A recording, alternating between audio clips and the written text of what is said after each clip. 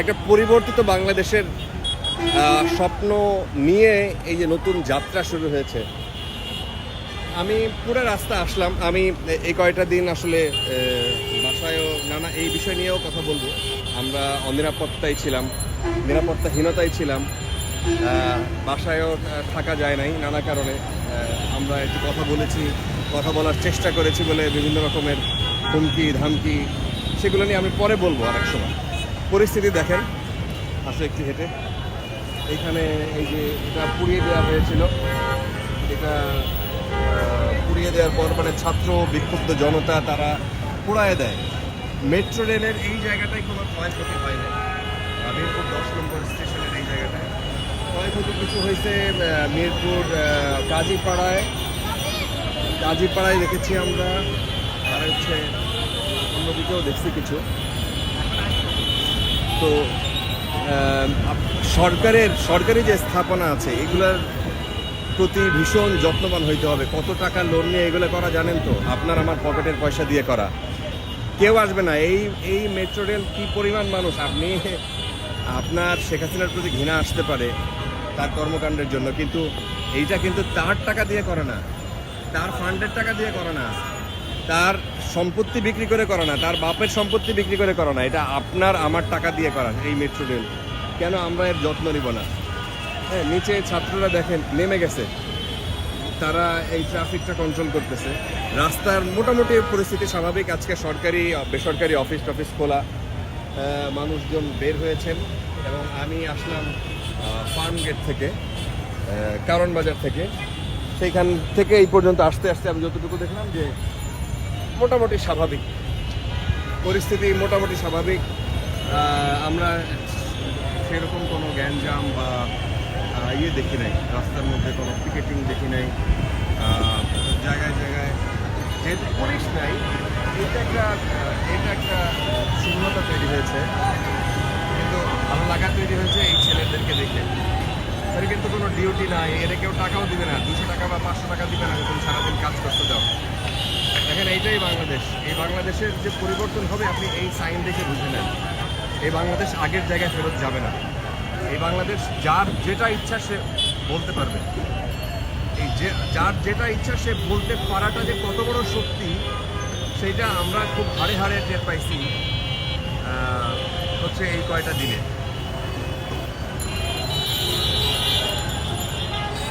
এই সুযোগে অনেকেই অনেক জায়গায় লুটপাটের চেষ্টা করতেছেন। এই অবস্থা, এই যে বিশৃঙ্খল অবস্থা, আসলে এটা অ্যাভয়েড করার জন্য আইন শৃঙ্খলা যেহেতু ভেঙে পড়ছে, আইন শৃঙ্খলা বাহিনীর লোকজন তারা নিরাপত্তাহীনতায় অনেকেই অনেকভাবে বাড়ি অফিস টফিস ছেড়ে আত্মগোপনে গেছেন।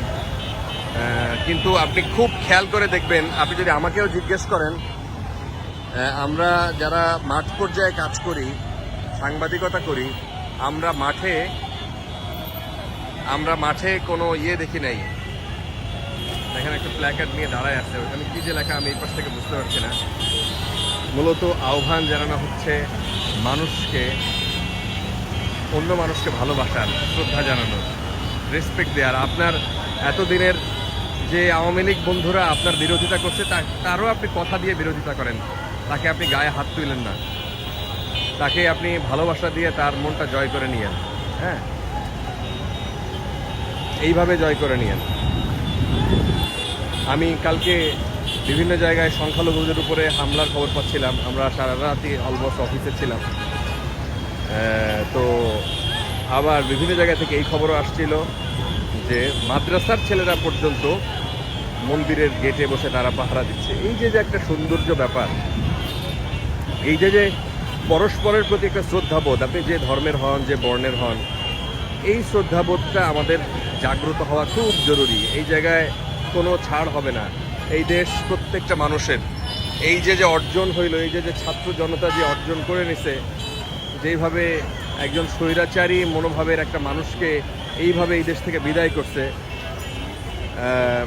সেই জিনিসটার অর্জন আপনার অসম্পূর্ণ রয়ে যাবে বা ধূলিসাৎ হয়ে যাবে যদি আপনি এরপরও এই জিনিসটা কন্টিনিউ থাকে বাংলাদেশের এই জিনিসগুলা।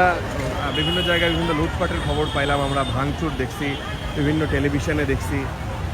এটা আসলে মাঠ পর্যায়ে যারা আমরা কাজ করি, আমাদের চ্যানেলের কয়েকটা গাড়ি ভাঙচুর করছে, পোড়াইছে। আপনারা আমাদের লিমিটেশনগুলো বোঝেন নাই। আমাদের হাতে কিছু করার থাকে না। আমাদের বসরা যারা মূলত আপনারা দেখছেন যে এই দুর্যোগের সময়ও বলছেন যে আমরা যে কোনো যা সিদ্ধান্ত নেন প্রধানমন্ত্রী আপনার সাথে আছি, তখন আমাদের হাতে আর কিছু করার থাকে না। তো এই মানুষগুলো যারা রাস্তায় আছে এদেরকে আপনারা ভুলে যাবেন না, যারা এই আন্দোলন করলো তাদেরকে ভুলে যাবেন না, এই সমন্বয়কদেরকে ভুলে যাবেন না, যে বাংলাদেশের কথা তারা বলছে, মানুষকে মাঠে নিয়ে আসছে, তাদের কথা আপনারা ভুলবেন না।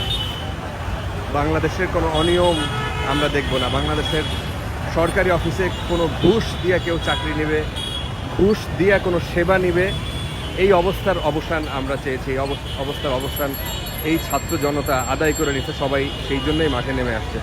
এই অবস্থা ভুলে যাওয়ার কোনো সুযোগ নাই। এইটাই হচ্ছে তার চিত্র, এটাই হচ্ছে তার একটা উদাহরণ যে মাঠ ছেড়ে যায় নাই এরা।